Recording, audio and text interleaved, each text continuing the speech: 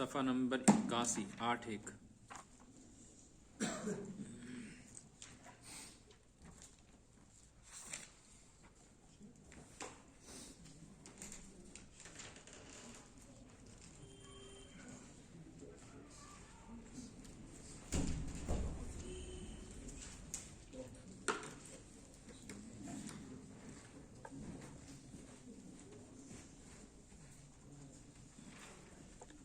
اعوذ باللہ من الشیطان الرجیم، بسم اللہ الرحمن الرحیم۔ واللاتی یأتین الفاحشۃ من نسائکم فاستشہدوا علیہن اربعۃ منکم فإن شهدوا فأمسكوهن في البيوت حتى يتوفاهن الموت أو يجعل الله لهن سبيلا واللذان يأتيانها منكم فآذوهما فإن تابا وأصلحا فأعرضوا عنهما إن الله كان توابا رحيما۔ انما التوبة على الله للذين يعملون السوء بجهالة ثم يتوبون من قريب فأولئك يتوب الله عليهم وكان الله عليما حكيما۔ وليست التوبة للذين يعملون السيئات حتى إذا حضر أحدهم الموت قال إني تبت الآن ولا الذين يموتون وهم كفار أولئك أعتدنا لهم عذابا أليما۔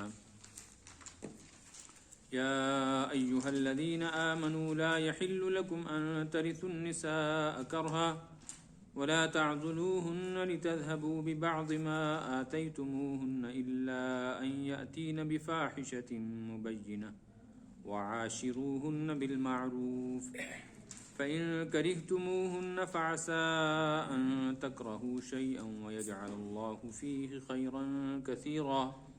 وإن أردتم استبدال زوج مكان زوج وآتيتم إحداهن قنطارا فلا تأخذوا منه شيئا أتأخذونه بهتانا وإثما مبينا۔ وكيف تأخذونه وقد أفضى بعضكم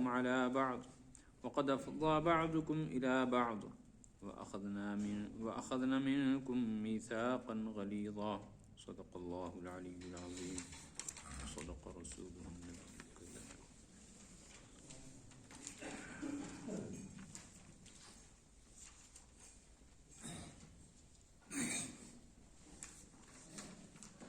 یہ بات پیچھے آ گئی ہے کہ زمانہ جاہلیت میں عورتوں کے ساتھ مختلف طریقے سے زیادتی ہوتی تھی، تو اسلام نے عورتوں کو مقام دیا، عزت، مرتبہ، ان کا وقار بڑھایا، ان کے جانی مالی حقوق بتائے، وراثت میں ان کو حصے دار بنایا۔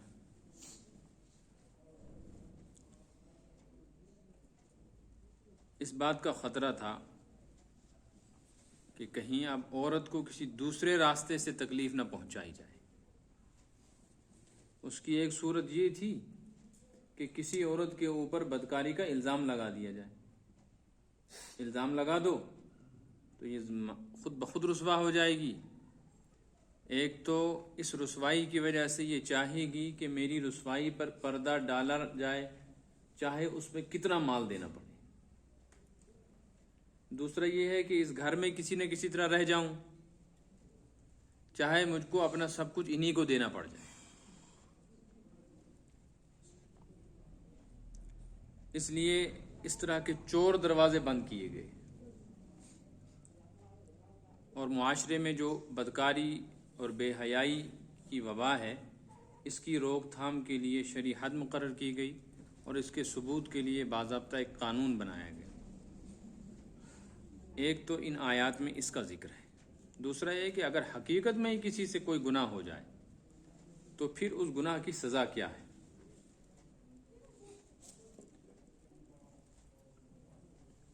تیسری بات یہ بیان کی جا رہی ہے کہ اگر کوئی شخص مر جائے تو اس کی عورت کو یا اس کے چھوڑے ہوئے مال کو اس مرنے والے کے باقی مرد وارث جو ہیں، خاندانی لوگ، وہ ظلمن جبرن اپنے قبضے میں نہ لے لیں، عورت کی جان آزاد رکھی جائے، اسی طریقے سے جو اس کا واجبی حق ہے وہ اس کو دے دیا جائے۔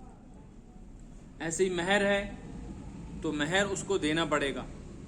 پھر خدا نخواستہ اس نے کوئی زیادتی، کوئی بدکاری کی ہے تو اس صورت میں کیا شرعی حل ہے؟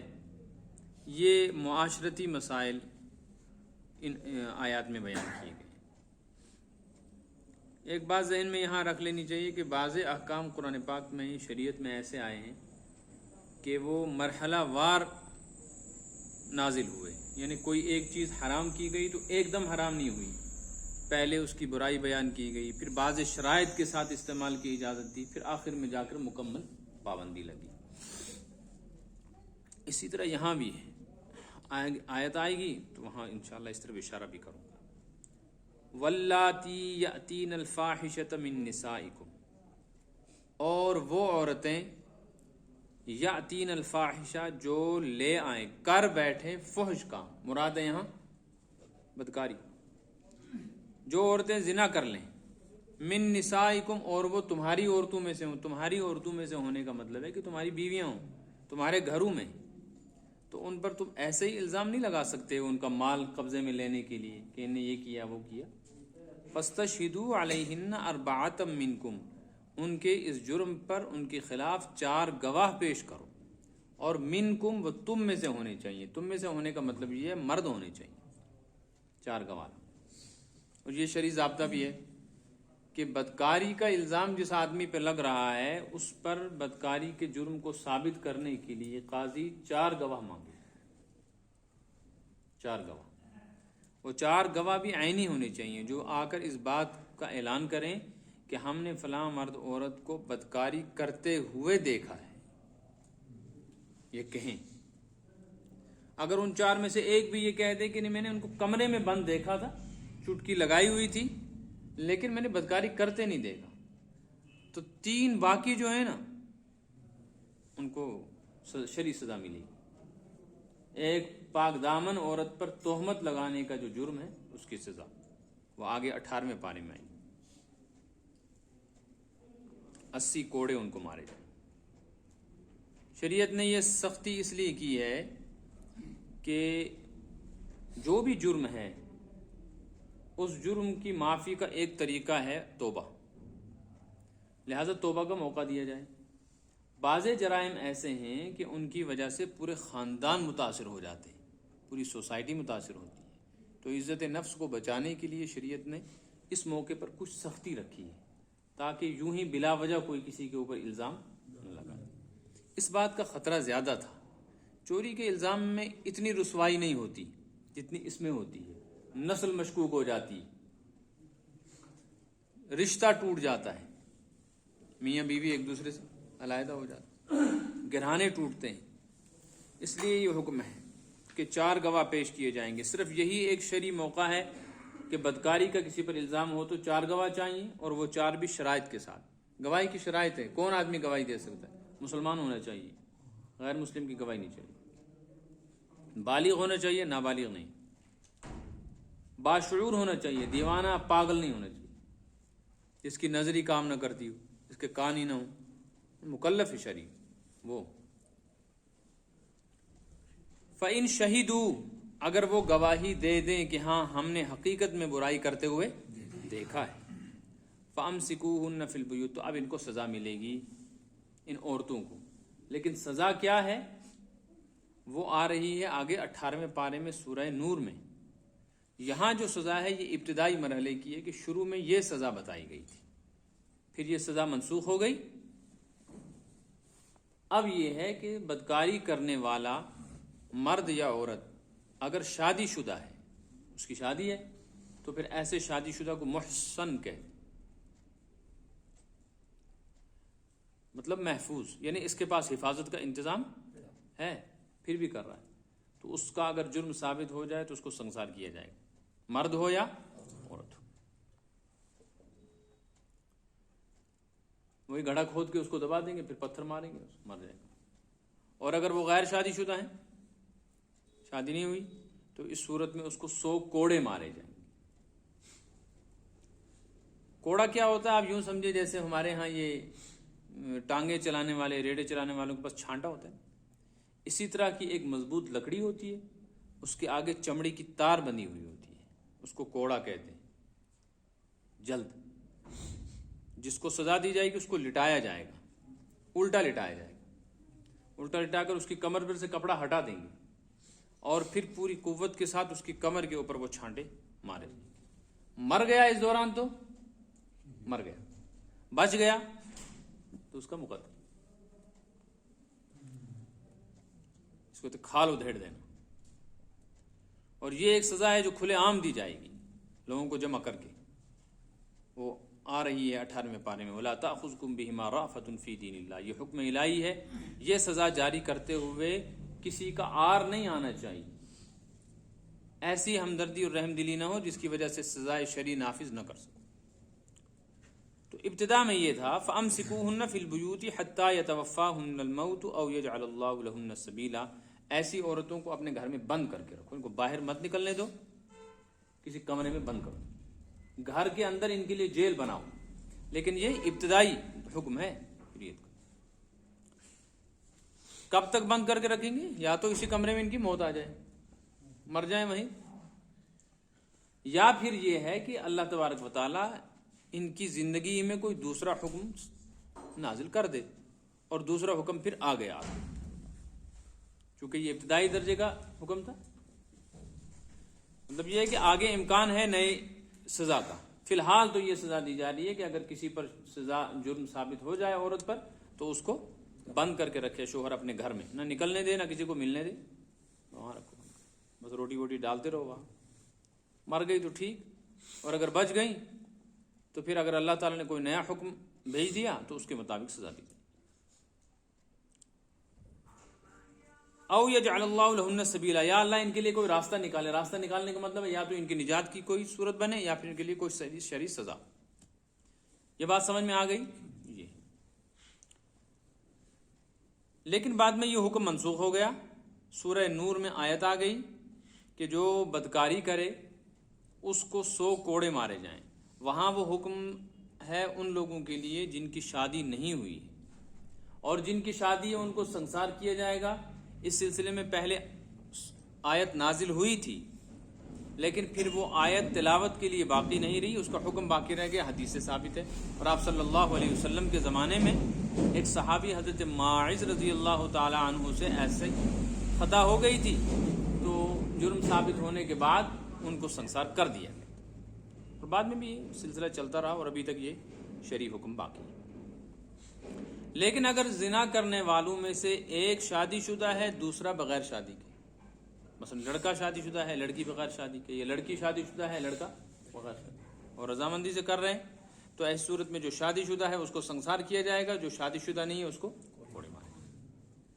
تیسری صورت، کسی مرد نے زبردستی کسی عورت کے ساتھ بدکاری کی، تو جس کے ساتھ زبردستی کی گئی ہے اس کو کوئی سزا نہیں، کیونکہ زبردستی ہے تو گناہ نہیں کر رہی، اسے جبرن کروایا جا رہا ہے۔ مثلا کسی لڑکی کو اغوا کر کے لے گئے اور اس سے بدکاری کی کچھ عرصے، جیسا ہوتا ہے، آپ یا کسی آدمی نے بدکاری کی اس کے بعد چھوڑ دیا، اس نے آ کر استغاثہ پیش کیا میرے ساتھ ایسا ہوا، تو جبرن کیا گیا ہے تو اس کو کوئی سزا نہیں ہے، اور یہ معیوب بھی نہیں سمجھی جائے گی، معاشرے میں مظلوم سمجھی جائے گی، اور جس نے ایسا کیا ہے اس کو سزا ملے گی۔ شادی شدہ ہے تو سنسار، شادی شدہ نہیں ہے تو یہ مسئلہ سمجھ میں آ گیا۔ اگلی آیت میں جو ہے ایک ایسا حکم سنایا جا رہا ہے جس کے 2 معنی، اس لیے میں نے اس کو تفصیل سے آپ کو بتا دی۔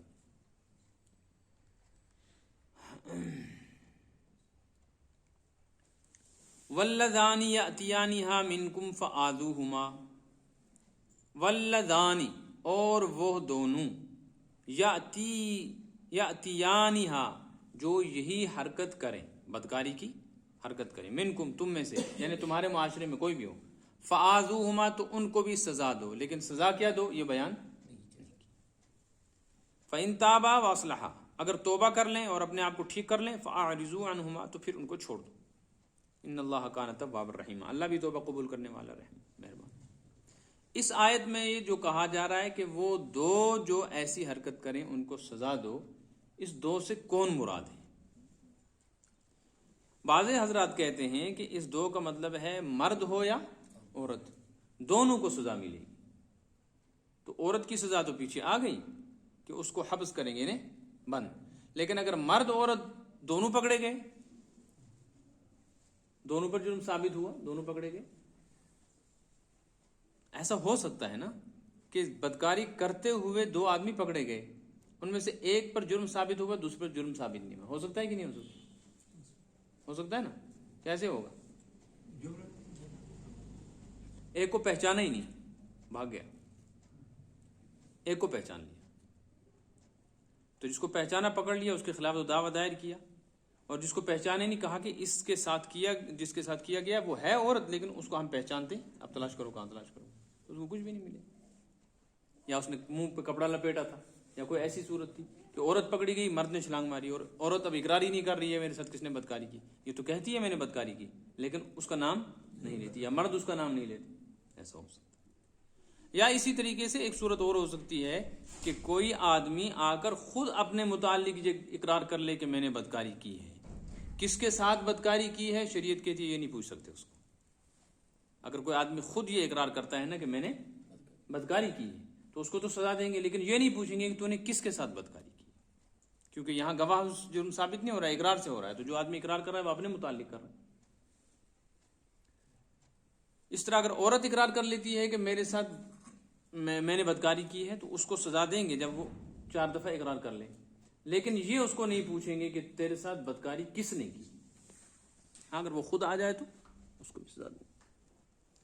اس لیے واللذان یاتیانھا منکم فآذوہما کا مطلب ہے کہ عورت کا حکم تو تم کو بتا دیا کہ عورت کو قید کرو، لیکن اگر عورت مرد دونوں اس طرح کی حرکت کریں اور دونوں کے خلاف ثابت ہو جائے جرم تو ان دونوں کو سزا دو.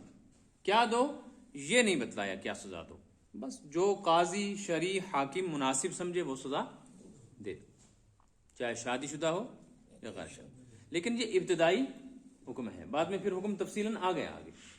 تو ایک مطلب تو یہ ہو گیا.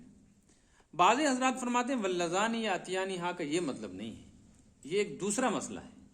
یہ ہے کہ زنا کا حکم تو تم کو بتلا دیا، لیکن ہم جنس پرستی کا جو مزاج ہے انسان میں، مرد مرد کے ساتھ بدکاری کرے اور عورت عورت کے ساتھ بدکاری کرے تو ان کو بھی سزا دی جائے گی. ان کو کیا سزا دی جائے گی وہ حاکم کے حوالے کر دیا گیا کہ حاکم جو مناسب سمجھے وہ سزا دے دے. فعدو، بات سمجھ میں آئی نا. تو اب وہ سزا جس کو شریعت تو نافذ کر رہی ہے لیکن حد نہیں بتاتی، یعنی یہ تو کہہ رہی ہے شریعت آذوہما ان کو سزا دو، لیکن سزا کیا دو یہ نہیں بتاتی. تو ایسی صورت میں جو سزا بھی حاکم دے گا اس سزا کا نام ہوگا تعزیر. کیا نام ہوگا؟ اور تعزیر کے سلسلے میں شرعی ضابطہ یہ ہے کہ حاکم جو مناسب سمجھے وہ دے دے.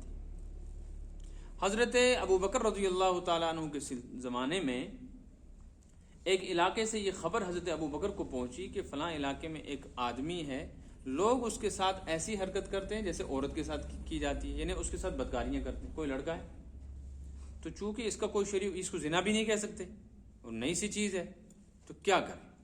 تو حضرت ابو بکر رضی اللہ تعالیٰ عنہ نے اس وقت صحابہ کرام کی مجلس بلوائی. چونکہ قرآن میں اور حدیث میں صراحتاً اس کی کوئی سزا نہیں آئی تھی، البتہ یہ تھا کہ جس قوم میں یہ بدکاری ہوتی تھی، حضرت لوط علیہ السلام کی قوم میں، اللہ نے ان کو یہ سزا دی تھی کہ وہ قوم پوری کی پوری جس جگہ بستی تھی وہ زمین کا خطہ اٹھایا، اس کو پلٹ دیا گیا اور اس پہ پتھر مار مار ختم کر دیا گیا. تو مختلف رائے سامنے آئیں. حضرت علی رضی اللہ تعالیٰ عنہ نے فرمایا میری رائے یہ ہے کہ اس کو جلا دیا جائے زندہ. تو حضرت ابو بکر رضی اللہ تعالیٰ عنہ نے اس مرد کو زندہ ہی جلا دی، اس کا حکم دے دیا. اس لیے یہ حکم شرعی کہ ایسے مرد کو زندہ جلایا جائے گا یا ایسے مرد کو حد کے طور پہ قتل کیا جائے گا حاکم کی اپنی ذاتی رائے پر موقوف ہے. جیسا قاضی شرعی مناسب سمجھے گا ایسی ہی سزا اس کو دے دے. چاہے تو اس آدمی کو پہاڑ پر سے گرا دو، چاہے زندہ جلا دو، چاہے اس کو دریا میں ڈبو دو، چاہے پتھروں سے مار دو، جو مناسب سمجھا جائے وہ سزا دی جائے. فآذوہما کا یہی مطلب ہے. اور عورت اگر ایسی حرکت کرتی ہے تو عورت کے ساتھ بھی یہی کیا جائے گا. فَإِن تَابَا، لیکن اگر وہ لڑکا لڑکی یا دونوں مرد یا دونوں عورتیں جو اس طرح کی بدکاری میں مبتلا ہوں توبہ کر بیٹھیں، واصلحا اور اصلاح کریں یعنی آئندہ اس طرح کی حرکت سے باز رہیں، فاعرضوا عنہما تو ان دونوں سے توجہ ہٹا لو یعنی ان کو کوئی سزا نہ دو، تانے نہ دو، برا بھلا نہ کرو۔ لیکن یہ جب ہے کہ جب ان کو جرم ثابت ہونے کی اطلاع پورے ثبوت کے ساتھ قاضی کو نہ ملے تو معافی ہے، لیکن اگر قاضی کو معلوم ہو جائے کہ حقیقت میں اس نے ایسی غلطی کی ہے اور شرعی گواہ موجود ہیں تو چاہے وہ توبہ کریں نہ کریں شرعی سزا تو نافذ کی جائے گی، البتہ وہ توبہ کر لیں گے تو پھر اس کے بعد تانے کی کوئی صورت نہیں۔ لیکن اگر سزائے شرعی کے بعد بھی مثلا کسی کو کوڑے مارے گئے اور اس کے بعد بھی وہ خدا نخواستہ اس طرح کی حرکت کر رہا ہے تو پھر لعن تان بھی ہوگا۔ ان اللہ کان تواب الرحیمہ، بے شک اللہ پاک بہت توبہ قبول کرنے والے ہیں، بڑے مہربان ہیں۔ یہ مسئلہ سمجھ میں آ گیا؟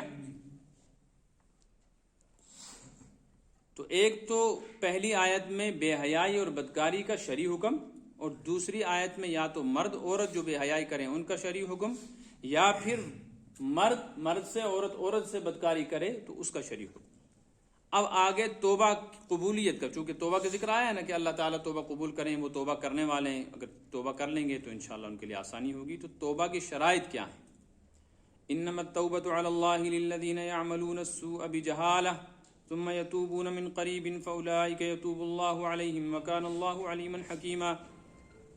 بے شک توبہ قبول کرنا علی اللہ، اللہ نے اپنے ذمے لے رکھا ہے، اگرچہ اللہ پر کوئی چیز واجب نہیں ہے لیکن اس نے بندوں پر ترحم، شفقت اور مہربانی کی وجہ سے کچھ چیزوں کا وعدہ کر رکھا ہے، جیسے یہ کہ میں اپنے بندوں کو روزی دوں گا، اور روزی دینا اللہ کے ذمے نہیں ہے، وہ بھوکا مار دے تو اس کو ظالم نہیں کہیں۔ یہ کہ ان کی نیکیوں پر ان کو اجر دوں گا، حالانکہ اللہ پر نیکیوں کا بدلہ اور اجر دینا واجب نہیں ہے، وہ سب کی نیکیوں کو رد کر دے اور جہنم میں پھینک دے تو کوئی اس کو ظالم نہیں کہہ سکتا۔ یہ کہ اللہ تبارک و تعالیٰ گناہوں پر سزا دیں گے یہ اس کا ضابطہ ہے، لیکن اگر وہ گناہوں پر بھی درجے بڑھا دے تو کوئی نہیں کہہ سکتا کہ ناانصافی کی۔ اسی طرح اللہ کے وعدوں کو اللہ نے اپنے ذمے لے لیا ہے۔ توبہ اللہ کے ذمے ہے، یعنی توبہ کا قبول کرنا اللہ نے اپنے لیے واجب قرار دے دیا بندوں پر رحم کے لیے۔ لیکن توبہ کن کی قبول ہوگی؟ الذین یعملون السوء بجہالہ، جو لوگ جہالت، حماقت اور نادانی کی وجہ سے برائی کر بیٹھے، اور پھر وہ توبہ کریں، یتوبون من قریب، جلدی جلدی توبہ کریں۔ جلدی توبہ کرنے کا کیا مطلب ہے؟ فوراً وہ گناہ کے بعد توبہ کر لیں، یا موت سے پہلے توبہ کر لیں۔ موت سے پہلے کا مطلب ہے جلدی، اس لیے کہ موت کتنی دور ہے۔ فاولئک یتوب اللہ علیہم، تو اللہ پاک ان کی توبہ قبول کر لیتے ہیں، اور اللہ ہیں بڑے علم والے اور حکیم۔ تو توبہ کی قبولیت کی شرط کیا آئی؟ کہ کوئی آدمی توبہ کرے گا دو شرطوں کے ساتھ۔ ایک یہ کہ جو گناہ اس نے کیا وہ گناہ جہالت کی وجہ سے۔ کس کی وجہ سے؟ جہالت کا کیا مطلب ہے؟ نہیں، جہالت کا یہ مطلب نہیں ہے کہ اس کو گناہ کا پتہ نہ ہو پھر وہ گناہ کر لے تو پھر توبہ قبول ہوگی، اور اگر کسی کو یہ پتہ ہو کہ یہ گناہ ہے وہ گناہ کرتا ہے تو پھر توبہ قبول ہوگی۔ یہاں جہالت کا یہ مطلب نہیں ہے۔ جہالت کا مطلب ہے انجام سے غافل ہو جانا، اس پر کیا آخرت میں سزا ملے گی یا دنیا میں کیا شرعی سزا ہے۔ اس وقت ایسا دباؤ ہے گناہ کا، ذہن کے اوپر ایسا گناہ سوار ہے کہ گناہ کو گناہ سمجھ رہا ہے لیکن پھر بھی اتنا بے وقوف ہے کہ اس کے ذائقے اور مزے میں یہ گناہ کر رہا ہے۔ تو ایسی حماقت کو اور ایسی رذالت کو قرآن نے جہالت کہا ہے۔ تو جو آدمی گناہ کو گناہ سمجھ کر رہا ہے، یا اسی طریقے سے وہ گناہ نہیں سمجھتا خطاً کر رہا ہے، یا اس کو اندازہ ہی نہیں ہے کہ یہ گناہ ہے، تو ایسی صورت میں جس نے بھی گناہ کیا اگر وہ مومن ہے اور اس کے بعد توبہ کر لے موت سے پہلے تو اس کی توبہ قبول۔ لیکن جو آدمی گناہ کو گناہ سمجھتا ہی نہیں اور کر رہا ہے، مثلا نماز نہیں پڑھتا اور یہ سمجھتا ہے نماز فرض ہی نہیں ہے، بدکاری کرتا ہے اور بدکاری کو سمجھتا ہے تو آزادی ہے، کس نے پابندی لگائی ہے؟ جیسے اس وقت دنیا میں قانون بنا ہوا ہے کہ جیسے پیاس لگے جس نلکے سے چائے پانی پی لو، جس کنویں سے چائے پانی لے لو، اور بھوک لگے تو جہاں سے چائے کھا لو۔ ایسے ہی انسانی ضرورت ہے، جس عورت کو جہاں سے ملے اپنی ضرورت پوری کر لو، عورتیں جہاں سے چاہیں جس مرض سے اپنی ضرورت پوری کر لیں، اس پہ کوئی قانون نہیں چل سکتا، کوئی فطرت نہیں۔ جیسے جانور آزاد ہیں ایسے انسان بھی آزاد۔ تو جو ایسا ذہن رکھتا ہو پھر یہ حرکت کرے تو وہ تو اس کی وجہ سے کافر ہو گیا نا۔ تو کافر کی توبہ قبول تب ہوگی جب وہ ایمان لائے۔ ایسے خالی توبہ توبہ کوئی چیز نہیں. یعنی وہ اگر قاضی کے سامنے جا کر کہتا ہے ہاں جی غلطی ہو گئی ہے مجھے معاف کر دو، تو معاف نہیں کیا جائے. وَلَيْسَتِ التَّوْبَةُ لِلَّذِينَ يَعْمَلُونَ السَّيِّئَاتِ، ان لوگوں کی توبہ قبول نہیں ہوگی جو برائیاں کرتے رہتے ہیں اور توبہ نہیں کرتے. حتیٰ اذا حضر احدہم الموت، یہاں تک کہ موت آ جاتی ہے. موت آ جانے کا مطلب ہے عالم آخرت کھل جاتا ہے، یا اس کو فرشتے نظر آتے ہیں، یا اس کی نزع روح شروع ہوتی ہے، روح نکلنے کا عمل شروع ہو جاتا ہے. تو جب اس کی روح نکلنے لگے، فرشتے اس کو نظر آنے لگے، یا عالم آخرت اس کے سامنے کھل جائے، اب اس سارے منظر کو دیکھ کر اگر یہ توبہ کرتا ہے، لیست التوبۃ للذین یعملون السیئات، ایسے بدکاروں کی بدکاری پر ان کی توبہ قبول ہی نہیں. اس وقت وہ کہنے لگتا ہے انی تبت الآن، اب میں توبہ کرنے لگا. یہ فرعون کا طریقہ ہے. 11ویں پارے میں سورہ یونس میں آ رہا ہے کہ جس وقت اس نے حضرت جبرائیل علیہ السلام کو اور فرشتوں کو عذاب کے ساتھ دیکھا تو کہنے لگا انی تبت الآن، میں اب توبہ کرتا ہوں. آن قرآن کہتا ہے اب لگا توبہ کرنے. وقت صحیح تھا قبل، پہلے اڑا ہوا تھا نافرمانی. وَلَلَّذِينَ يَمُوتُونَ وَهُمْ كُفَّارٌ، ایسے ہی کافر لوگ مرتے وقت اگر قبول ایمان کا دعویٰ کریں تو ان کا ایمان قبول نہیں ہوگا. یہ جب ہے کہ جب نزع سے پہلے، عالم آخرت کھلنے سے پہلے پہلے توبہ کر لے تو سمجھو اس نے قریب ہی کر لی.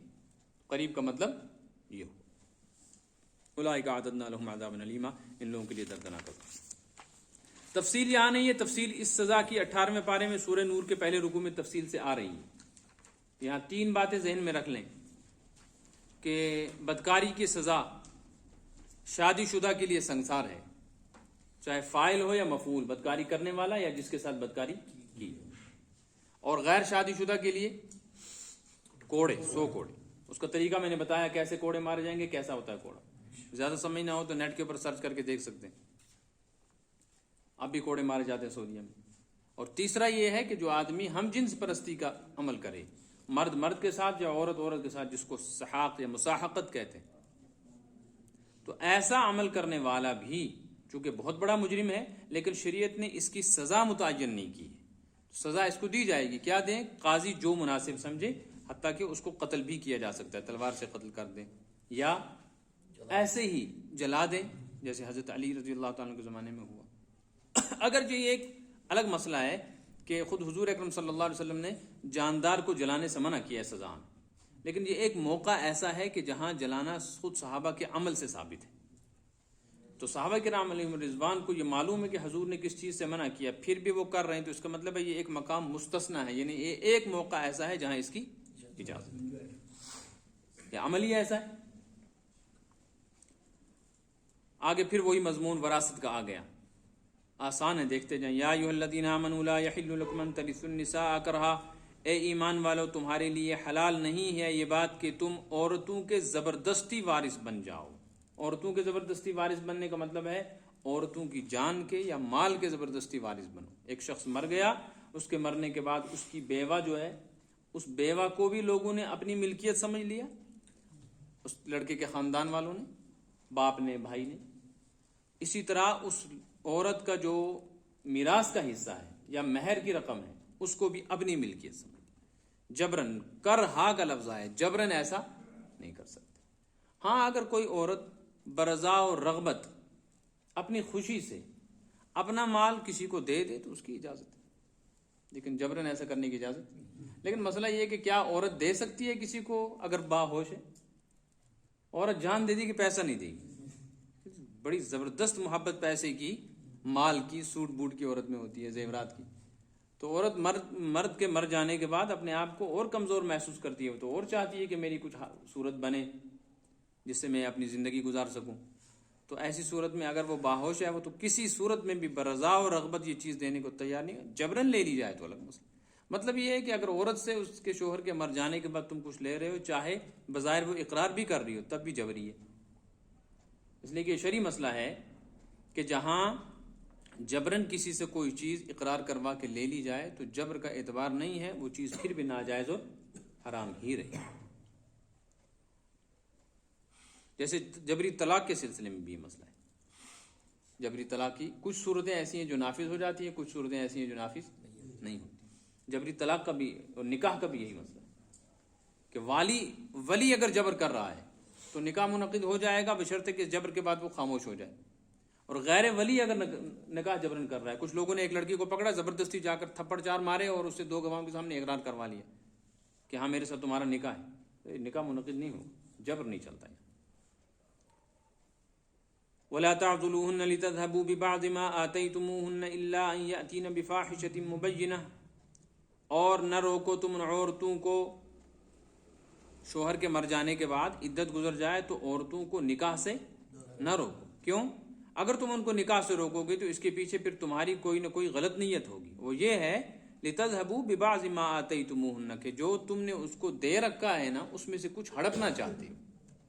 شوہر کی وراثت یا مہر، اب مر گیا ہے، اب مرنے والے کے بھائی، مرنے والے کے ماں باپ، عورت کے سسر وغیرہ یہ چاہتے ہیں کہ یہ چیز باہر کیوں جائے، یہ دوسری جگہ نکاح کرے گی تو سب کچھ لے جائے گی، اس لیے روک کے رکھتے ہیں کہ نکاح نہیں کرنے دیں گے. اس کی کئی صورتیں ہیں، عام طور پہ تو یہ ہوتا ہے اور یہ اب نئے سر سے اس دور میں بھی چل پڑا ہے.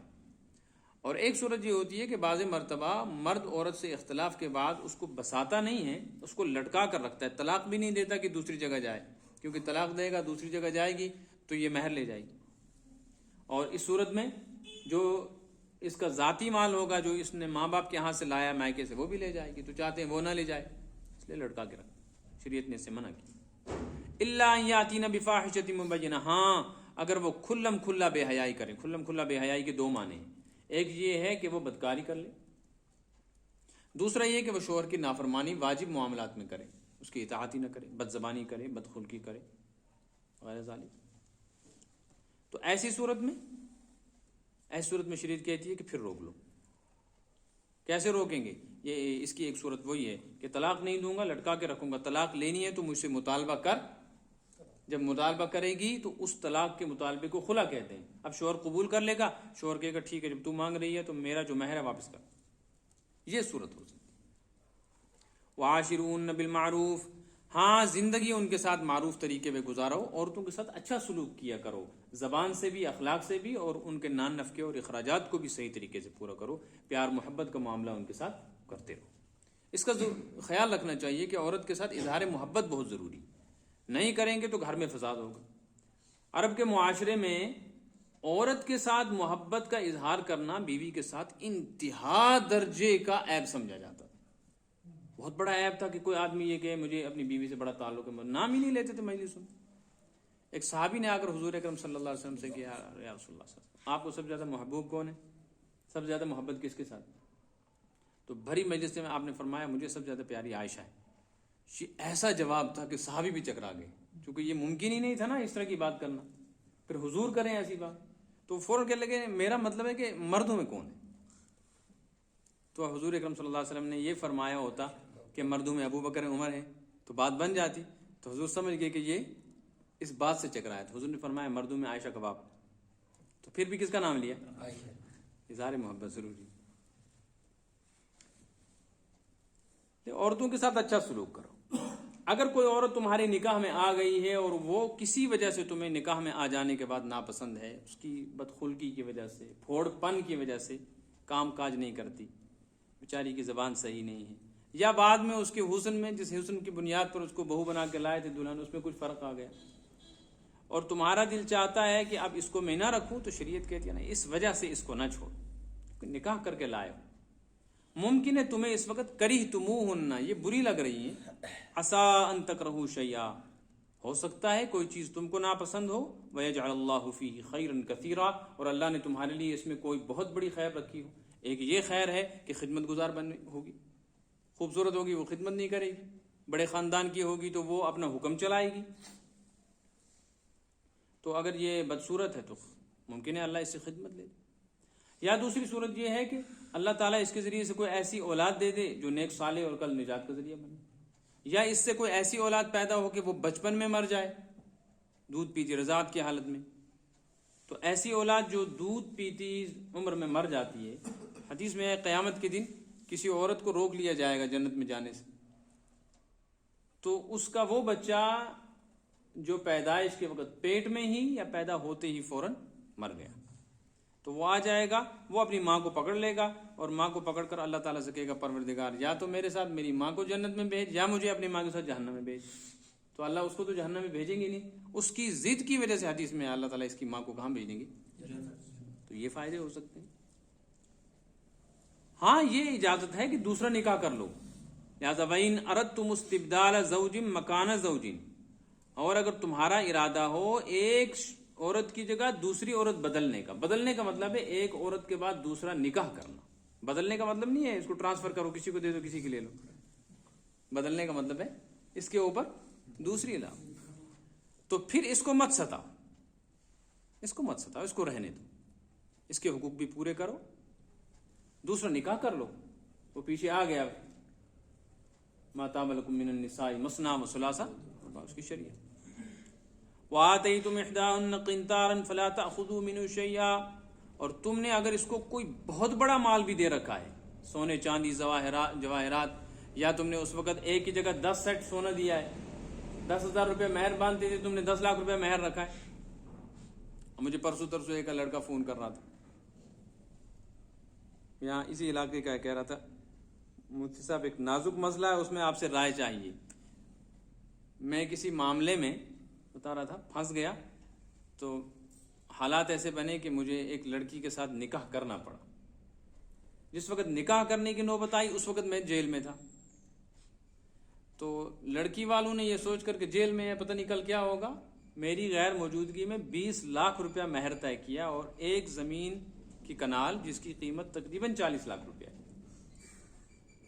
تو مجھ سے اجازت لے کے کیا ہے، لیکن مجھے نہیں پتا تھا مہر اتنا. مجھے اتنا پوچھا فلاں کے ساتھ تمہارا نکاح کر دیں، میں نے کہا ٹھیک. تو ایک صورت یہ ہوتی. اب اس کا مقصد یہ ہوتا ہے کہ نہ یہ چھوڑے اور نہ ہماری لڑکی یہاں پریشان ہو. پریشان کیسے ہو سکتی ہے جب اس کی 60 لاکھ روپے کی جائیداد اس کے پاس ہوگی، وہ تو حق جتائے گی نا. اور چھوڑے گا کیسے؟ چھوڑے گا تو جائیداد دینی ہے. یہاں تو نکاح کیا جاتا ہے، مہر رکھتے ہیں اس لیے تاکہ دیں نا، اسی لیے رکھتے ہیں. تو اللہ پاک فرماتے ہیں اگر تم نے ان کو بہت بڑا مال بھی دے رکھا ہے، بہت زیادہ بھی دے رکھا، فلا تاخذوا منہ شیئا، اس سے کچھ بھی مت لو. اس کا تو اس کو تو دوسرا نکاح کرنا ہے کر لو. کیسے لے سکتے ہو؟ 3 وجہ دیکھو، 3 وجہ. ان تینوں وجہوں کی وجہ سے تمہیں حق ہی نہیں بنتا کہ تم اس سے اپنا مال لو. ایک یہ ہے اتأخذونه بہتانا و اثما مبینا، کیا تم بہتان اور گناہ کی بنیاد پر لینا چاہتے ہو؟ بہتان کی بنیاد پر یہ ہے کہ اگر کوئی مرد یہ کہتا ہے کہ جی میں نے بیوی کو 10,000 روپے مہر دیے ہیں، یہ مجھے واپس کرے. مانگ تو رہا ہے یہ 10,000 روپے، لیکن لوگ کیا سوچیں گے؟ لوگ سوچیں گے اس کی بیوی نے کوئی بدکاری کی ہے اسی لیے مانگ. تو اس میں چھپا ہوا ہے بہتان، لوگوں کو غلط فہمی ہوگی. تو ایک مانگنے کا مقصد ہوا کہ تم بہتان لگا رہے ہو اپنی بیوی، جس سے محبت ہوگی اس پہ پیسہ کون مانگے گا مہر کا واپس. وَكَيْفَ تَأْخُذُونَهُ وَقَدْ أَفْضَىٰ بَعْضُكُمْ إِلَىٰ بَعْضٍ. دوسری بات یہ کہ تم کیسے لے سکتے ہو اس کو اپنا دیا ہوا مال، مہر یا دوسری جائیداد، حالانکہ تم میں سے ایک دوسرے تک پہنچ چکا ہے. تم مرد عورت آپس میں مل بھی چکے ہو، تنہائی ہو چکی ہے، تمہاری خلوت ہو چکی ہے. یہاں یہ مسئلہ ذہن میں رکھنا چاہیے کہ نکاح کے بعد اگر شوہر اپنی بیوی کو طلاق دے رہا ہے اور ابھی مرد عورت کی تنہائی نہیں ہوئی ہے، تو ایسی صورت میں اگر طلاق کی نوبت آ گئی تو عورت کو آدھا مہر ملے گا، اور اگر تنہائی ہو چکی ہے تو پورا مہر ملے گا. مسئلہ سمجھ میں آیا؟ تنہائی کا کیا مقصد ہے؟ تنہائی کا مقصد یہ ہے کہ مرد عورت کسی ایسی جگہ تنہا نکاح کے بعد مل لیں کہ اگر وہ اپنی جنسی ضرورت پوری کرنا چاہیں تو کوئی شرعی یا طبعی رکاوٹ موجود نہ ہو، چاہے پھر وہ اس کے ساتھ ہاتھ بھی نہ لگائے. شرعی طبعی. شرعی یہ ہے کہ ملے لیکن عورت ان دنوں میں ناپاکی کے ایام سے ہے، تو اب شریعت منع کر رہی ہے نا، تو ایسی صورت میں تنہائی کا اعتبار نہیں. یا کسی ہوٹل میں ملے، پارک میں ملے، وہاں سب دیکھ رہے، تو یہ صورتحال اگر ہے پھر تو نہیں. ورنہ اگر تنہائی میں ملیں پھر چاہے وہ اس کے قریب جائے یا ہاتھ بھی نہ لگائے، اب اگر اس کو دے دیتا ہے وہ طلاق تو پورا مہر دینا پڑے گا. یہ تو دوسری وجہ ہے کہ میاں بیوی آپس میں مل چکے ہیں اور اب تم ایک نئی شادی کے چکر میں اس سے اپنا مال ہڑپ کرنا چاہتے. وَأَخَذْنَ مِنْكُمْ مِيثَاقًا غَلِيظًا. اور تیسری وجہ یہ ہے کہ تم سے ان عورتوں نے نکاح کے وقت ایک پکا وعدہ لے رکھا ہے. وہ پکا وعدہ یہ ہے کہ نکاح کے وقت تم نے قبول کیا ہے کہ اس کا نان نفقہ بھی دوں گا اور مہر بھی دوں گا. اب مہر اور نان نفقہ تو تم پر واجب ہے. ایک وعدہ کر کے بھری مجلس میں آج اس عورت کو پریشان کر کے اس سے مہر کو مطالبہ کر رہے ہو یا اس سے جائیداد کہ نہیں جی میں تجھے رکھوں گا نہیں, میں تو نئی بیوی لاؤں گا. پھر وہ کہتی ہے نہیں نئی بیوی نہیں لانا, میں اپنا مہر چھوڑ دیتی ہوں, نئی بیوی نہیں لانا, میں اپنے سارے حقوق چھوڑ دیتی ہوں. اس طریقے سے اس سے مال ہڑپ کر. تو چونکہ عرب کے مشرک معاشرے میں اور زمانہ جاہلیت میں عورتوں پر ظلم و زیادتی کی یہ ساری صورتیں تھیں, اس لیے قرآن پاک نے ہر اس طرح کا غلط راستہ روکا, بند کیا. یہاں تک ایک مضمون مکمل ہوا. آگے محرمات کا بیان شروع ہوگا. کن عورتوں کے ساتھ نکاح حرام ہے, جن کے ساتھ حرام ہے ان کا ذکر آیا, تو ان کے علاوہ باقی عورتوں کے ساتھ نکاح حلال ہے. اس کی تفصیل آگے آئے. ترجمہ دیکھ لیں. واللاتی یاتین الفاحشۃ من نسائکم, اور وہ عورتیں جو تم میں سے کچھ بے حیائی کے کام کر بیٹھیں, فاستشہدوا علیہن اربعۃ منکم, تو ان کے خلاف تم 4 مرد گواہ اپنے میں سے پیش کرو. فإن شہدوا, اگر وہ گواہی دے دیں, فامسکوہن فی البیوت, تو پھر ان کو روک کر رکھو, گھروں میں قید کرو. حتی یتوفاہن الموت, یہاں تک کہ موت آ جائے, اور اگر موت نہ آئے, او یجعل اللہ لہن سبیلا, اللہ ان کے لیے کوئی اور راستہ نکالے, یعنی کوئی اور حکم شرعی آ جائے. واللذان یاتیانہا منکم فعظوہما, اور جو 2 مرد یا 2 عورتیں یا مرد اور عورت ایسی برائی کی حرکت کر بیٹھے, فعظوہما, ان کو سزا دو, ایسے معاف نہ کرو. لیکن سزا کون دے گا؟ قاضی. اور کب دے گا؟ جب ثبوت سے, گواہوں سے ثبوت پیش کر دیا جائے. فَإِن تَابَا وَأَصْلَحَا, اور جب توبہ کر لیں اور ٹھیک ہو جائیں, پھر ایسی حرکت چھوڑ دیں. فَأَعْرِضُ عَنْهُمَا, پھر منہ موڑ لو. منہ موڑنے کا مطلب ہے پھر بلا وجہ ان کو ستاؤ مت, تانے مت دو, برے الفاظ مت کو. ان اللہ کان تواب الرحیما, بے شک اللہ پاک بہت توبہ قبول کرنے والے, بڑے مہربان ہیں. انما التوبۃ علی اللہ للذین یعملون السوء بجہالہ, توبہ ان لوگوں کی اللہ نے اپنے ذمے لے رکھی ہے, یعنی قبول کرنے کا وعدہ کیا ہے, جو برائی کر بیٹھے نادانی سے. ثم یتوبون من قریب, پھر جلدی ہی وہ توبہ بھی کر لیں. اور جلدی کا مطلب یہ ہے موت سے پہلے. فاولئک یتوب اللہ علیہم, تو اللہ تعالیٰ ان کی توبہ قبول فرمائے. وکان اللہ علیما حکیما, اور اللہ تعالیٰ بڑے جاننے والے ہیں, بڑے حکمت والے ہیں. اور اس کا علم اور اس کی حکمت ہے کہ اس نے مجرم کے لیے سزا بھی رکھی ہے, لیکن اس کی معافی کے لیے توبہ کا راستہ بھی رکھا ہے, کہ دنیا میں اگر اس کو سزا مل جائے تو آخرت میں بچ جائے, یا توبہ کر لے تو دنیا اور آخرت کی دونوں کی سزا سے بچ جائے, اگر اللہ تعالیٰ نے پردہ ڈال دیا. وَلَيْسَتِ التَّوْبَةُ لِلَّذِينَ يَعْمَلُونَ السَّيِّئَاتِ, ان لوگوں کی توبہ قبول نہیں ہوگی جو برائی کرتے رہتے ہیں, حَتَّى إِذَا حَضَرَ أَحَدَهُمُ الْمَوْتُ, یہاں تک کہ موت آ جاتی. ثم قال انی تبت الآن, پھر کہتے ہیں کہ ہم نے اب توبہ کی. وَلَلَّذِينَ يَمُوتُونَ وَهُمْ كُفَّارٌ, ایسا ہی ان لوگوں کی توبہ قبول نہیں ہوگی جو حالت کفر میں, جن کو موت آ جائے, مرتے وقت اگر وہ کلمہ پڑھیں گے. اولئک اعتدنا لهم عذابا الیما, ان لوگوں کے لیے ہم نے تیار کر رکھا ہے دردناک عذاب, یعنی آخرت کا. یا ایھا الذین آمنوا, اے ایمان والو, لا یحل لکم ان ترثوا النساء کرہا, نہیں ہے حلال تمہارے لیے کہ تم مالک بن جاؤ عورتوں کے جبرن. عورتوں کے مالک بننے کا مطلب یہی ہے کہ ایک تو ان کو تم نکاح ہی نہیں کرنے دے رہے, مالکانہ حقوق جو ہم کہیں گے وہ کریں گے.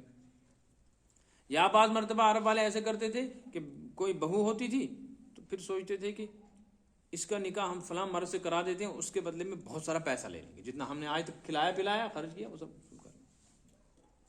ولا تعذلوهن لتذهبوا ببعض ما آتيتموهن الا ان ياتين بفاحشة مبينة, اور نہ روک کر رکھو ان کو نکاح سے اس بہانے پر کہ تم نے جو کچھ اس کو دیا ہے وہ ان سے لے لو. ہاں یہ کہ وہ کوئی برائی کھلم کھلا کر بیٹھے تو پھر الگ مسئلہ ہے. وعاشروهن بالمعروف, اور عورتوں کے ساتھ اچھا رویہ اختیار کرو. فإن كرهتموهن, پھر اگر تم کو وہ ناپسند ہی ہوں, فعسى ان تكرهوا شيئا, تو ممکن ہے ایک چیز تم کو ناپسند ہو, ويجعل الله فيه خيرا كثيرا, لیکن اللہ نے اس میں تمہارے لیے بہت بڑی کوئی بھلائی رکھی ہو. وإن أردتم استبدال زوج مكان زوج, اور اگر تم نے ارادہ کیا ہو ایک عورت کے بدلے دوسری عورت رکھنے کا, ایک عورت کے ساتھ دوسری عورت کا. وآتيتم إحداهن قنطارا, اور ان میں سے تم نے کسی کو دے رکھا ہو بہت سارا مال, فلا تأخذوا منه شيئا, تو اس میں سے کچھ بھی اب وصول نہ کرو, کچھ نہ لو, واپس نہ لو. اتأخذونه بهتانا واسم مبینا, کیا تم لینا چاہتے ہو بہتان ڈال کر اس پر, یہ تو گناہ ہے کھلم کھلا. وکیف تأخذونه, کیسے لے سکتے ہو تم ان کو دیا ہوا مال, وقد افضى بعضكم الى بعض, حالانکہ تم ایک دوسرے سے مل چکے ہو. واخذنا منکم میثاقا غلیظا, اور اس نے ان عورتوں نے تم سے نکاح کے وقت ایک پکا وعدہ بھی لے رکھا ہے اپنے اخراجات کا. تو اب اس کے بعد پھر ظلم و ستم سے ان کا مال ہڑپ نہ کرو. صدق اللہ. اللهم انس وحشتنا في قبورنا وارحمنا بالقرآن العظيم. اللهم اجعل القرآن ربيع قلوبنا ونور صدورنا وجلاء أحزاننا وذهاب همومنا وغمومنا وضياء أبصارنا. اللهم انس وحشتنا في قبورنا بالقرآن العظيم ونجنا وخلصنا يوم القيامة بالقرآن الكريم. اللهم أعنا على تلاوة القرآن واجعلنا من أهل القرآن. اللهم ذكرنا من القرآن ما نسينا وعلمنا منه ما جهلنا وارزقنا تلاوته آناء الليل وآناء النهار واجعله حجة لنا ولا تجعله حجة علينا يا رب العالمين. اللهم املأ صدورنا بنور القرآن ونور قلوبنا بنور القرآن يا ذا الجلال والإكرام ويا ذا العزة التي لا ترام إنك على كل شيء قدير وبالإجابة جدير برحمتك يا أرحم.